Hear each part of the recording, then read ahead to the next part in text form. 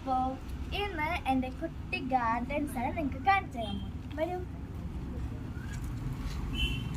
ആദ്യം തന്നെ കാണുന്നത് ഒരു ഫ്ലവർ പോട്ട് പോലത്തെ ഒരു സംഭവമാണ്, വലിയ സാധനമാണ്. ഇതിൽ വെണ്ടയ്ക്ക, പത്തുമണി, കണക്കൂർക്ക, തുളസി അതൊക്കെ ഉണ്ട്.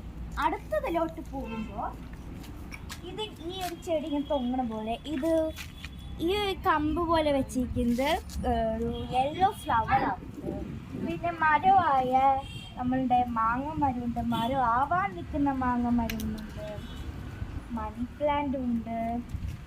പിന്നെ ഇത് വേറെ മോഡൽ പത്തുമണിയാണ്. ഇത് വേറെ മോഡൽ പത്തുമണിയാണ്. ഇത് ശരിക്കും റോസ് പൂ പോലത്തെ ഒരു പത്തുമണിയാണ്. ഇത് ചെമ്പരത്തി, മുല്ലപ്പൂവുണ്ട്, തുളസിയുണ്ട്, പിന്നെ വേറെ ഒരു റോസ് ഫ്ലവർ ഉണ്ട്, പിന്നെ വേറൊരു റോസ് ഫ്ലവർ, മുറുവേല, കറ്റാർ വാഴ, ഞാവൽ പഴം, അനാർ, പിന്നെ കണക്കൂർക്കയുണ്ട്.